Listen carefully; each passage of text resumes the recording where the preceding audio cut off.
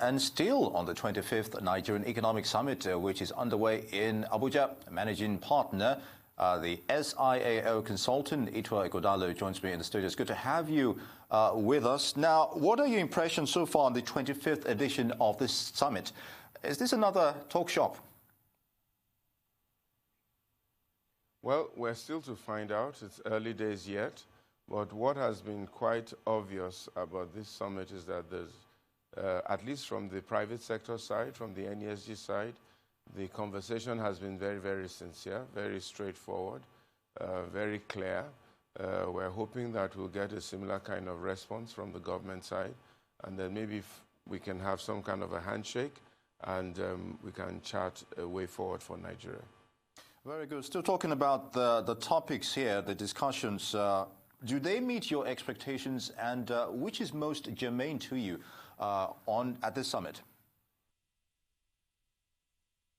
Well, this summit is looking at shifting the gears, looking at what Nigeria needs to do right now to ensure that it has its pride of place in the year 2050, which is about 30 years from now.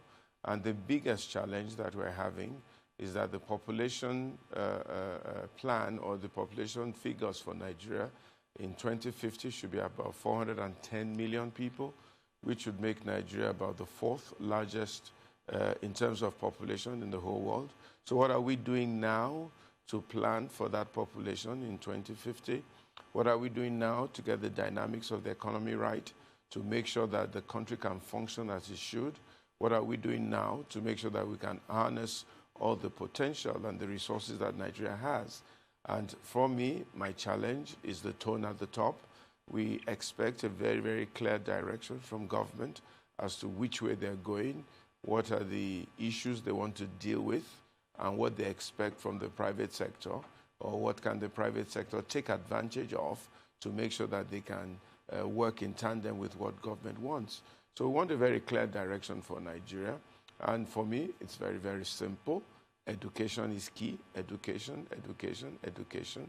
Informing our people, letting them be knowledgeable, and strengthening them, skills enhancement, productive education that will make a man valuable and able to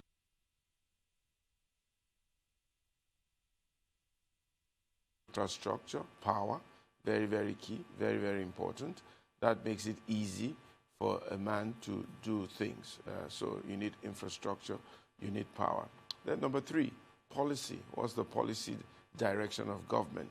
What are they trying to encourage and what are they trying to discourage? And then number four, Nigeria must feed itself. Nigeria must feed itself. We have the ability, we have the potential, we have the resources, we have the land, and there's no need for Nigeria to import one grain of food. We grow what we eat, and we eat what we grow. We can then take care of the healthcare and stem this migration and this foreign exchange waste in people going to other countries to look after their health. I think with these 4 or 5 pieces, clear direction from government, then the private sector knows what to do and where to key in to support what government is trying to do. But for me, as I stand, those things are not quite clear. We don't see where the emphasis is, and there's still a bit too much of self-interest in some of the things that are coming out from the government side. We need something that's more germane and takes the interest of the larger class of people, rather than people trying to protect areas, interests, tribes, personal interest, and things like that. It's really slowing down the economy of Nigeria. Indeed, you talked about a clear policy direction on the part of government, but what is the likelihood that the government itself takes into consideration proposals made by the NESG, the participants there, at the end of the summit? I think they will. The tone I get from the Honorable Minister of Finance is that she's really willing to listen. She's been working very well with the private sector for many years. She has the understanding, she has the competence and the capability. So if the NESG can channel their points very clearly, I'm sure she'll be ready to receive those points and incorporate them in whatever plans and budget she has for Nigeria, and then try and sell it to His Excellency, the President of the Federal Republic. If that can happen, I don't see why we cannot go forward. I like her body language, I like her simplicity, and I like her accessibility to hearing conversation. So it's for us to have those conversations rightly channeled, and then take it to the FEC or the presidency, and then let that be a roadmap for Nigeria going forward. I don't see why that cannot happen. Now, taking a look at all of this in retrospect, what has been the contributions of the NESG to national discourse over time? Well, for the past 25 years, NESG has been trying her best, or its best, to contribute to national discourse. There was a bit of backslapping, if I heard them right today, in that the issues about empowering a few people came out of the NESG. The issues of industrialization came out of the NESG. The health, HMOs and things like that came out from conversations from the NESG.